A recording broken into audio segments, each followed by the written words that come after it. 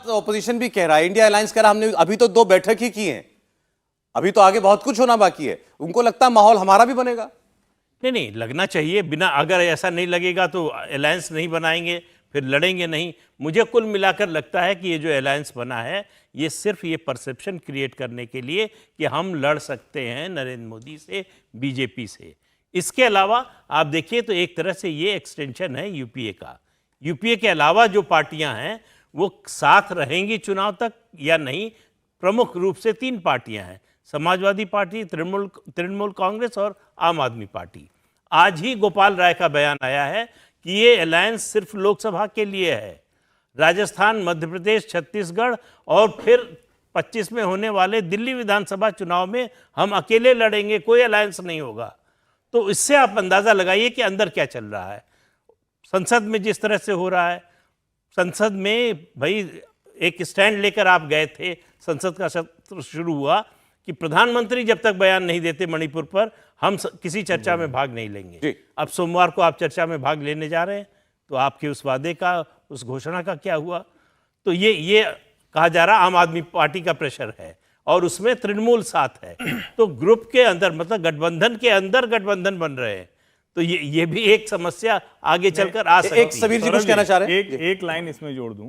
आप बार बार India alliance की बात कर रहे हैं और जिस कर्नाटक की बात कर रहे हैं वहां पर कांग्रेस ने पहला मौका मिलते अलायंस को एक तरह से दरकिनार कर दिया, खारिज कर दिया।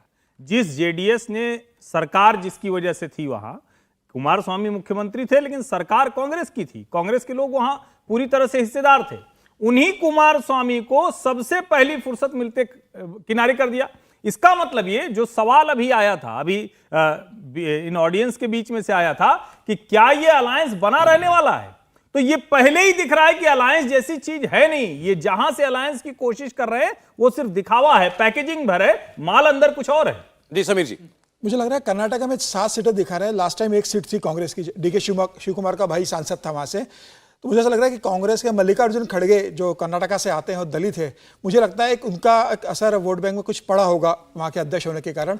इसके अलावा जेडीएस का बड़ा वोट बैंक मुझे ऐसा लग रहा है इस बार वोकलिंगी का, जिस तरह से विधानसभा चुनाव में कांग्रेस का चला गया था, तो उससे मुझे लग रहा है डीके शिव कुमार के कारण यह वोकलिंगा का एक बड़ा वोट बैंक कांग्रेस के पास जा रहा है। और मल्लिकार्जुन खड़गे का भी मुझे ऐसा लगता है उनके दलित होने के कारण भी वहाँ का जो दलित वर्ग है या ओबीसी वर्ग है उसने थोड़ा कांग्रेस को सपोर्ट किया होगा, इस कारण कांग्रेस की 7 सीटें दिख रही है। लेकिन फिर भी भारतीय जनता पार्टी एक अच्छे स्थिति में, हालांकि ठीक है 2014 में भारतीय जनता पार्टी को 17 सीटें मिली थी, इस बार 20 सीटें, पिछली बार से जरूर कम है, लेकिन एक बेहतर स्थिति में भारतीय जनता पार्टी उसके बाद। कांग्रेस पार्टी की वजह से बीजेपी भी डाउन हो रही है और जेडीएस भी डाउन हो रही है, ये साफ दिख रहा है कर्नाटक में। भावेश, देखिए, कर्नाटका के संदर्भ में 2 बात है। एक तो गवर्नेंस का इशू है, जो 2-3 महीने से जो सरकार वहाँ चल रही है, वहाँ पे आप देखेंगे कि आए दिन कुछ न कुछ खबर आती है कि जो उन्हें प्रोमिसेस किए थे उसमें फुलफिल नहीं कर पा रहे, या जो फुलफिल भी कर रहे हैं उन्होंने 1-2 दिन पहले स्टेटमेंट दिया था कि हम डेवलपमेंट वर्क नहीं कर पाएंगे।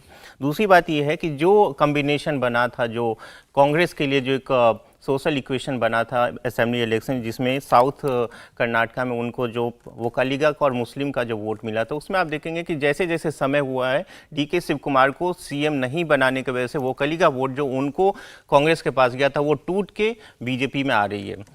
कांग्रेस वाले इस बात को नहीं मानेंगे, लेकिन ये सत्य है वहाँ पे। दूसरी बात, जो बीजेपी को जो नुकसान हुआ था नॉर्थ कर्नाटका में, जो उनको जो कई सारे उनके जो लिंगायत नेता जो छोड़ के गए थे, वो इनके लिए वापस वो वोटर्स इनके लिए वापस आ रहे हैं, क्योंकि लिंगायत को इन्होंने वोट तो ले लिया, लेकिन लिंगायत का आप किसी भी बड़े नेता को मिनिस्ट्री में उन्होंने एक बड़ा स्थान नहीं दिया। तो आप सारी परेशानियां कांग्रेस पार्टी की बता रहे हैं, सीटें तो बीजेपी की कम हो रही हैं। देखिए, बीजेपी की जरूर कम हो रही है, लेकिन कांग्रेस को वहां से उम्मीद थी कि बीजेपी वाला परफॉर्मेंस कांग्रेस वहां करेगी। ले बीजेपी को यदि वहां पे 20 सीटें मिले तो बीजेपी को खुश होना चाहिए, क्योंकि यहाँ पे बीजेपी की जो फिलहाल जो स्थिति थी, जो 2-3 महीने पहले जो असेंबली हुआ था, जहां बीजेपी बुरी तरह हारी है, तो बीजेपी यदि यहाँ पे 20 सीटें जीते तो बीजेपी को खुश होना चाहिए।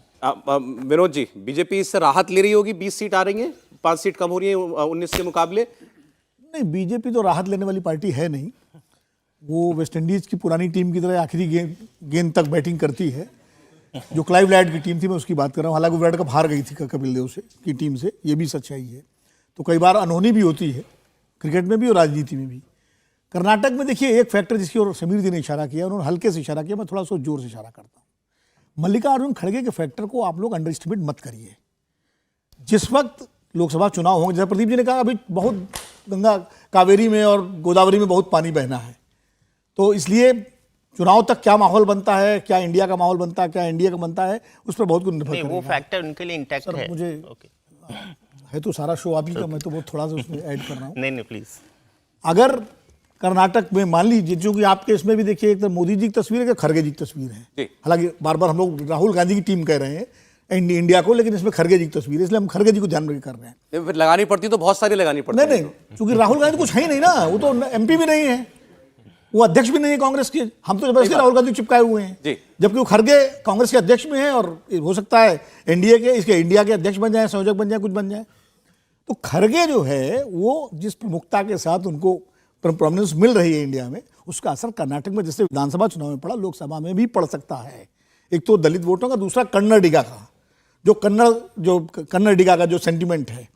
क्योंकि अगर मैसेज जाएगा कि अगर इंडिया अलायंस सरकार बनाने की स्थिति में हुआ तो कहीं मल्लिकार्जुन खड़गे ने प्रधानमंत्री बन जाए। मैं पूछने वाला तो था। जो चीज एक मिनट, जो चीज गुजरात वहां में भी मोदी देख रहे जी हैं पर खड़गे है, को कर्नाटक के लोग। जो चीज गुजरात में मोदी जी के लिए लागू होती है वो कर्नाटक में खड़गे जी पर भी लागू हो सकती है। मैं संभावनाएं जता रहा हूं, मैं कोई भविष्यवक्ता नहीं हूं। नंबर एक। नंबर दो, 2019 में कांग्रेस और जेडीएस मिल के लड़े थे और सीट जीती थी एक। 2000 उसका कारण क्या था कि दोनों के बीच में कोई केमिस्ट्री नहीं थी, खाली सीटों का बंटवारा था। जो नीचे जेडीएस का वोटर था, जहां कांग्रेस का कैंडिडेट था, वो बीजेपी के साथ चला गया, और जहां जेडीएस का कैंडिडेट था वहां कांग्रेस का वोटर बीजेपी के साथ चला गया। उसका फायदा बीजेपी को हुआ और जम करके हुआ, और 26 सीटें जीती उसने अपने अलायंस को मिला करके। और इस बार कांग्रेस सभी सीटों पर लड़ेगी। जो अलायंस की बात कर रहे थे हर्षवर्धन जी, तो हमेशा अलायंस जरूरी नहीं होता, जहां केमिस्ट्री नहीं होगी वहां अलायंस नहीं होगा। इसलिए कर्नाटक में कांग्रेस अलायंस नहीं कर रही है और जेडीएस में अलायंस में इंटरेस्टेड नहीं था। उनको लग रहा था कि हम अकेले करके फिर वही स्थिति कर देंगे, त्रिशंकु विधानसभा होगी, फिर हम किंग मेकर बनेंगे। इसलिए वो भी अलायंस में इंटरेस्टेड नहीं थे।